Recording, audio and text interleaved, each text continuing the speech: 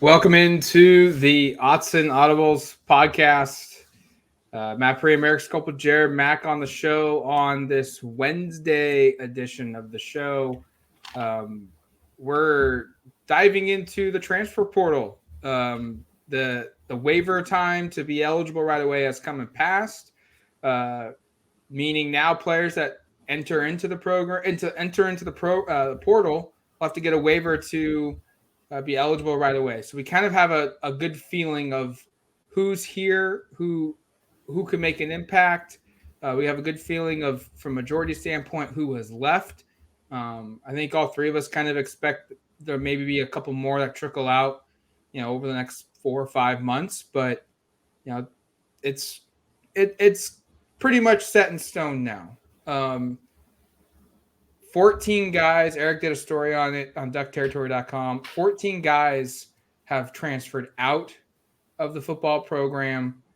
Is it 7 that have 9? 9, that's right. 9 that transferred in to the program.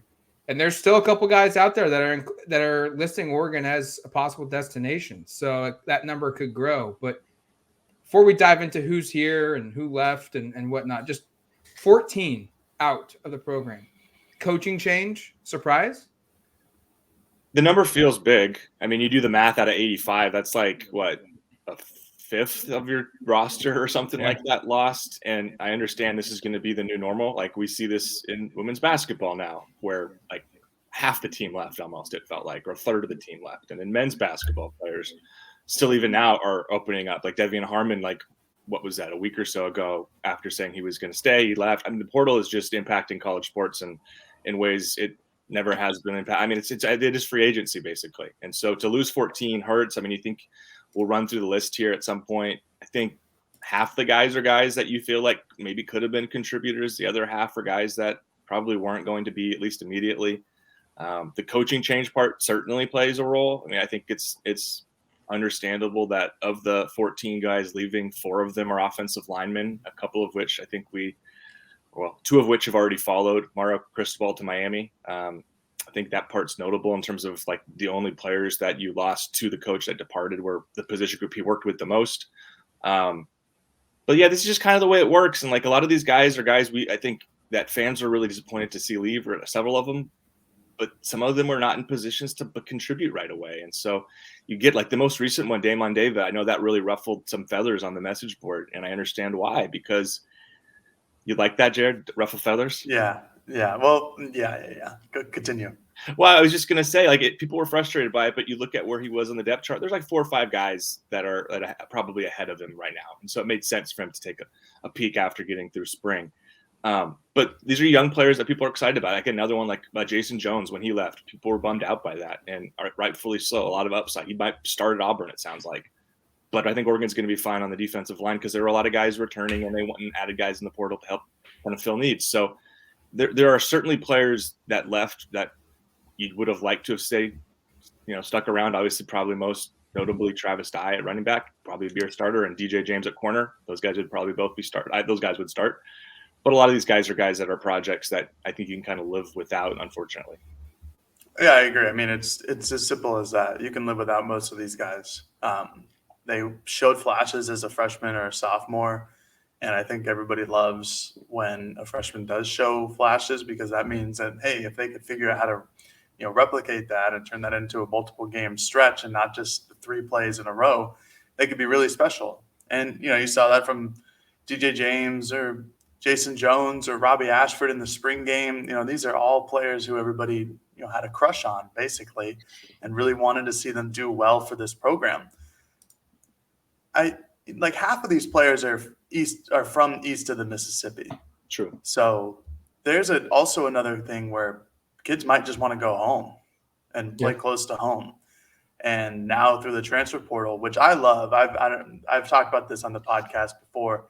I think the transfer portal is a good thing for college sports because it gives opportunities for people who can try to make opportunities. And that's exactly what these people these players are going to do by going back and playing in front of their family or closer to home or whatever the case may be.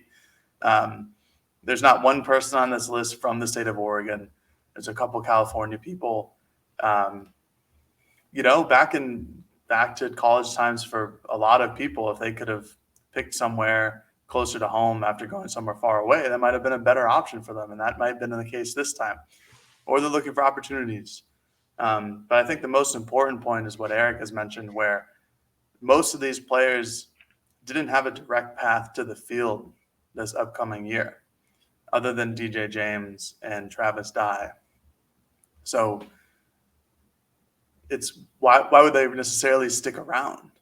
They aren't obviously going to play, and there's always a chance that somebody on the team gets better than they are in the offseason, so they're even farther down on the depth charts. It's like if you were Trey Benson and Sean Dollars is coming back, and then you see the year Byron Cardwell is having, and then who's still on the team, and then Jordan James comes in, or Noah Whittington comes in, those are 3 or 4 caliber players who are just better. So you might as well get the heck out of Dodge while you can and solidify yourself at another Power 5 school and give yourself a better opportunity to play. It makes sense. It's not the worst case scenario that 14 kids are gone. Jared made a great point, because I think Chris Hummer of 24/7 Sports, he kind of covers the portal pretty extensively. And I can't remember the exact percentage, but it was really high that a lot of guys that go into the portal don't find homes. And if you're Trey Benson and you can find a spot at a Power 5 school close to home within weeks, months of being in the portal, go for it. Take it. I mean, Hummer wrote a story about a guy that waited a year to find a school. He was expecting it to be a 2 or 3 week process, and he had to wait a whole year. So yeah, like the guys that transferred out, there's 14 of them. Robbie Ashford, quarterback, Travis Dye, running back, Trey Benson, receiver, Trey Benson, running back, Micah Pittman, receiver, Kingsley Sumatia, Logan Sagapalu, Jonathan Dennis, Jalen Jeffers, all offensive linemen, Jason Jones and Jonah Miller and Christian Williams, all defensive linemen, and then DBs, DJ James, Jalen Davies, and Damon David. 14 guys out of the program. Which of the 14 maybe was the most surprising for you guys? I'll go first, and I kind of think we might all have the same answer. DJ James, like I felt like he was going to be the starter, like the automatic starter at corner, the lockdown guy. I understand he's from the South. Cristobal's gone. He went to Auburn. But this was a guy that the expectation was in 2022, you're the top corner. Like you're there. You're ready to you started last season. And yet now he's in the portal. And it's a position where they had to go out and add a cornerback because of it. Yeah, I think it's a split between he and Travis Dye. I mean, Dye is such an established piece here at Oregon, and I think if he was back, it's probably – I think there's similar situations where, like, both guys were starters last year. If both guys were back, they'd be starters again in big parts of their respective sides of the ball. To Jared's point, I just tallied this up, 7 of the 14 are from east of the Mississippi. So, like, spot on. Like, half the guys were just going much closer to home. I think it's Dye and DJ James that surprised you the most in terms of the immediacy of playing time. The other one that surprised you, well, 2 other ones that sort of are surprising, not because of playing time, but just based on timing, were Micah Pittman and Kingsley Sumatia, because those were during the season. And Kingsley not even making it like 3 months into the first season of his career at Oregon. It was like strange and honestly pretty disappointing if you think about the caliber of recruit. This is one of the top 25 recruits Oregon had ever signed, best offensive lineman, all that. And then Pittman was a guy who he left right before Oregon lost its second game of the season. Like that, when he left, they were in the hunt for a college football playoff. Obviously, that wasn't going to happen based upon what happened later. But those were both just kind of weird ones that were surprising, I think. But in terms of the players that are most valuable, Dye and James, I think, are easy picks for me. I have a wild card. I was, like a lot of Oregon fans, I was very disappointed when Jason Jones left. Absolutely. I had high aspirations for the guy. He certainly had flashes, which goes back to my idea that fans can have a crush on a player. I think Jason Jones was probably my crush for an Oregon football player. It was just a body that the Pac-12 didn't have. He was an SEC type. It makes sense that Auburn is his destination, and I'm sure Auburn put on the full court press to try to acquire his talents in the transfer portal because he's an SEC guy. And like Erik said, and like his article on Duck Territory mentions, he's been working a lot with the first team at Auburn. I think he'd be working a lot with the first team at Oregon if he were still here. I think Sam Taimani is probably someone that Oregon doesn't take if he's still here. He's a 6'6" guy. He's 320 pounds. He's almost like a perfect defensive lineman for Dan Lanning to have. That was his style and the fit and the mold that he had at Georgia. And I think that could have happened at Oregon. Maybe not as, great as Jordan Davis, or because not a lot of people can be, but the point remains where I thought that would have been a great fit. It was just sad to see him go directly to, an SEC school that he'll probably be starting at, and you'll probably be seeing him on national television being like, well, Oregon had that kid. That would have been something special. So that's my wild card. But I do agree that Dye and the weird timing of Pittman and Kingsley, that was strange. And then DJ James is probably the most impactful for this defense for this year. I didn't pick Dye just because it'd be a new offense, a new position coach again. He graduated, he spent so much time at Oregon, and like I felt like his reasoning out of all of them kind of made the most sense from a transfer perspective. Like, it sucks for Oregon, no doubt about it, but like from just a personal look at it for Dye, I feel like his transfer made the most sense out of everybody. Just clean start. He gave 4 years. He graduated. He wants to be close to family. He wants to be close to his girlfriend, or now fiance's family type deal. But still, nonetheless, it was a surprise. It did hurt. But nonetheless. All right, let's take a quick break. When we come back, we'll discuss the positive side of the portal for Oregon in 2022. All right, welcome back to the Autzen Audibles Podcast, breaking down this portal news for Oregon football. 14 out, but 9 guys are into the program. The obvious, most, I think, focused one is Bo Nix from Auburn. We've discussed that at length. I don't think we really need to rehash that unless Jared wants to go in on why he wasn't a fan of it at the time. Have you changed at all on that perspective? I guess we'll go there. Have you changed on your perspective there? Throwing me a curveball mid-segment. Yeah, of course. Bo's been pretty darn good since coming to Oregon. It's just, you look at his tape at Auburn, and it's a lot of highlights, a lot of lowlights. It didn't seem like someone who was consistent enough, but you did see that a little bit in the spring game with his touchdown passes to Seven McGee and Dante Thornton, but his interception into double coverage. That's just something you're probably going to get, but I think it's a better quarterback play or better quarterback opportunity than it is to play, Ty Thompson or Jay Butterfield when they're not ready. So I wasn't a fan of it at the time, but that was months and months and months ago, and it was fresh off an Auburn season where they had more losses than wins. So it's easy to not be a fan of the quarterback from that team coming into your team.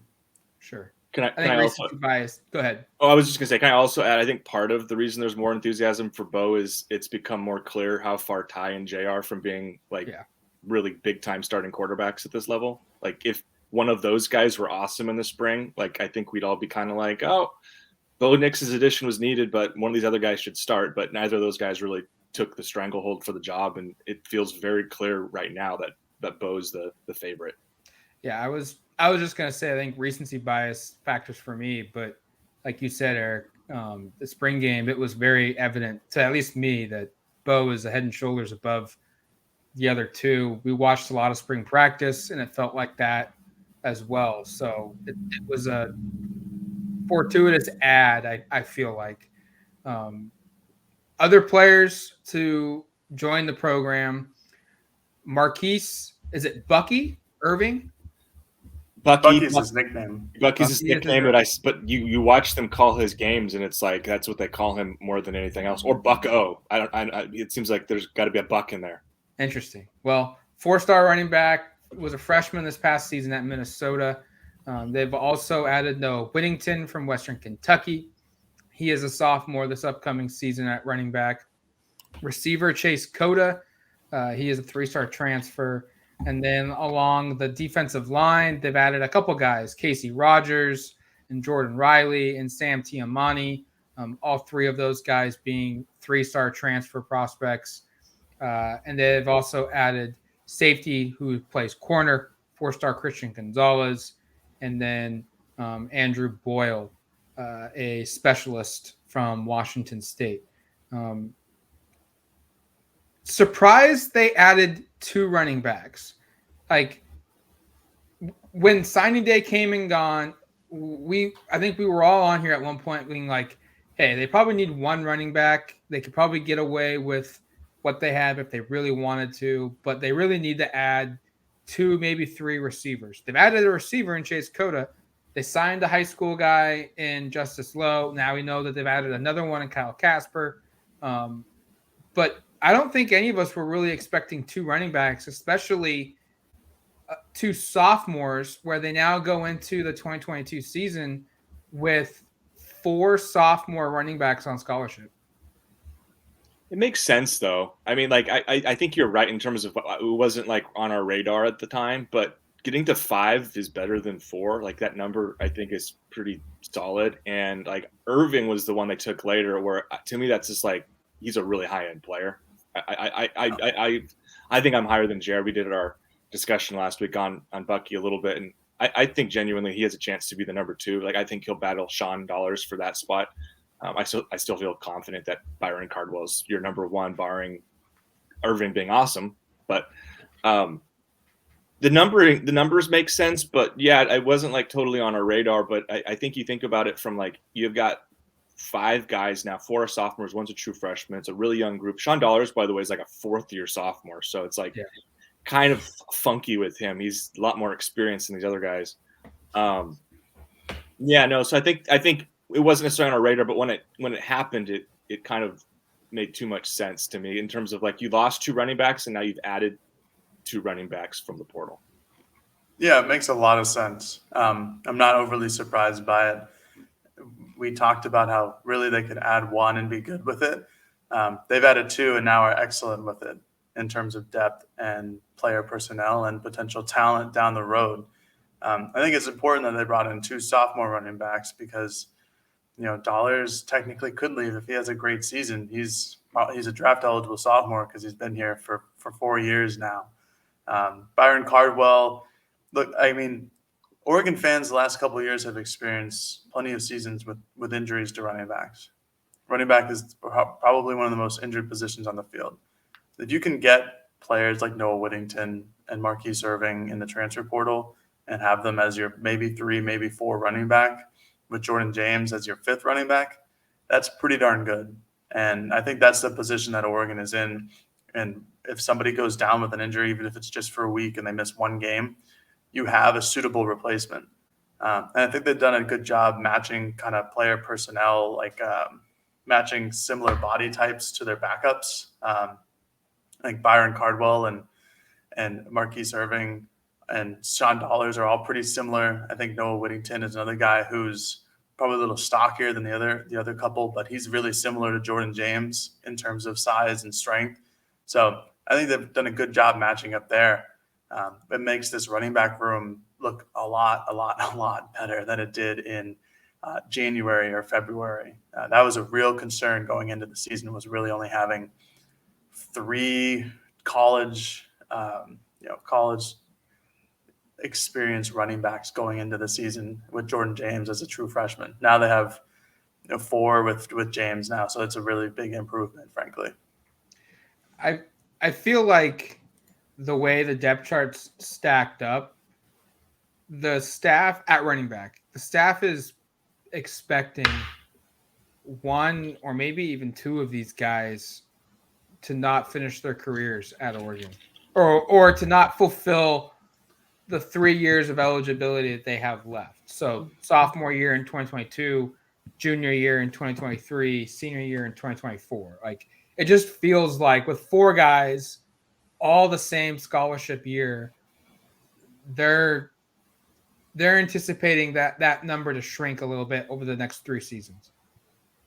I think that's fair. I mean, attrition, you might see a guy transfer after I'm not saying it's going to happen, but you can see attrition through the portal easy. You can see, I mean, frankly, it wouldn't surprise me at all if Cardwell went early at some point. It wouldn't surprise me at all. I mean, Sean Dollars, I don't know what his draft profile will be, if it'll make sense, but I mean, this year we saw a guy like a Devin Williams and a Verone McKinley. Those guys are very accomplished at Oregon, but those are fifth-year players that just were kind of like, do I need to be here for 6 or 7 seasons? Like, some guys choose to do it. George Moore did. DJ Johnson's doing it this year. But for the most part, that COVID year kind of mucked up some of the numbers. So, like, I look at Dollars as being kind of a junior, even though I know it only counts as a sophomore. And I wouldn't be surprised at all if he looks at just taking off at some point, if he has some success and proves he has some sort of NFL ceiling. I don't know if the staff is necessarily planning for somebody to leave, but I would say they're planning for attrition in general, building up as much depth as you can because of the ability for a player to enter the portal at any given moment is a good idea. If you could build up that depth and not be really hindered by somebody leaving for the portal from your running back room or your quarterback room, whatever the case may be, that sets you up from a big drop off in terms of production and resources and trying to find another running back or another player X from what position group. So I think the buildup of players, the buildup of talent is always a good thing.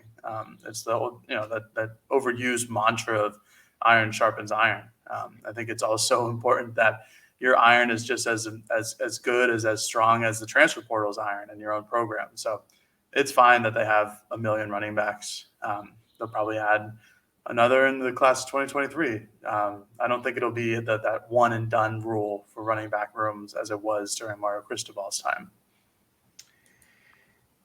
What's the guy that we feel like has the best potential to make an impact at Oregon in 2022? Like, the obvious answer is Bo Nix because of the position he plays. So let's eliminate Bo Nix because that would be the automatic answer. But everybody else, the other 8 guys, is there one that just single-handedly sticks out as an impact guy? Yeah, I think there's several probably, but Christian Gonzalez is, to me, a home run answer. I think he's honestly going to be really valuable on defense. He's experienced at corner. They needed that. He's got great size for the position at 6'2", 200 pounds. Yeah, I think pretty clearly distanced himself as the top corner this spring. And I think he goes into the fall, as you mentioned, DJ James leaving, and he would have been the number one guy. Well, the guy they brought in to replace him to a certain degree in Gonzalez, I think kind of right now at least projects to be the number one going into the season. So I think Gonzalez is the pick there. I think there's a couple other guys that'll play quite a bit, though. I mean, I don't know if you want to run through them all, but I mean, Andrew Boyle might be the team's punter if you picked my sleeper. Come on, Erik. Well, sorry, we have the same sleepers. We've talked too much about this stuff apparently, but no, but Boyle is pretty sneaky because Oregon might not have Tom Snee as the punter. We don't know what's going to happen there, and they just saw Will Hutchinson enter the portal himself. We don't have him on this list because he was a walk-on, but Boyle could be somebody who comes in and factors in on special teams, I think, more than people are expecting if Snee's not around. Yeah, as I just mentioned, Boyle was my sleeper because he could easily be the most impactful on this list because he's going to be the punter every day. And punting, as we've seen in years past, is obviously it's really important. You could be a punter and get drafted now. So that's a wild thought. But for me, my real answer is probably Sam Taimani. I think Christian Gonzalez is a very good answer, but I think Sam Taimani could. I think Erik has talked me into this where he's probably one of the starting defensive linemen. Him and Brandon Dorlus, I think Popo and Keon Ware-Hudson are second stringers. Taimani was just very, very good at during Oregon spring camp. He showed a lot during the spring game as well. I know it was against some first-team offensive linemen and some second-team offensive linemen, but I don't think that changes anything. I think the Washington defense he played for last year was really, really soft up the middle, and I don't think that was his fault. He was one of PFF's top 3 defensive linemen in the Pac-12, and Oregon had Brandon Dorlus as another one and Popo as another one as well. So I think they're pretty stacked up there, but I do think that Sam Taimani is going to be that big of an impact guy on the defensive line. He might command double teams, but then that means single coverage against Dorlus and Braden Swinson and DJ Johnson. So I think he's just going to be a bigger and better version of what Jordan Scott was like his junior year in 2019. Jordan Scott was really good in 2019. That would be a very big get for Oregon if that plays out.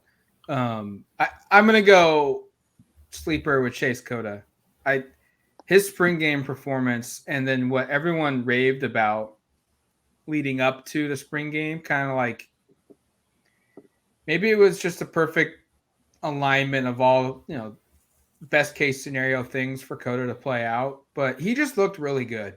And for the longest time, we kind of just had the receiving core penciled in as, the starting group of Thornton and Franklin and probably Hudson. And I think Seven McGee has certainly made Hudson's job feel, warm. And I think Cota, his addition certainly makes Franklin and Thornton have to work hard this offseason, exceptionally hard if they don't want to get passed up, because he looked really good. And he could be that veteran, wily guy that my college career is coming to an end. I don't know if I'm going to get it onto an NFL roster. I need to have the best year possible.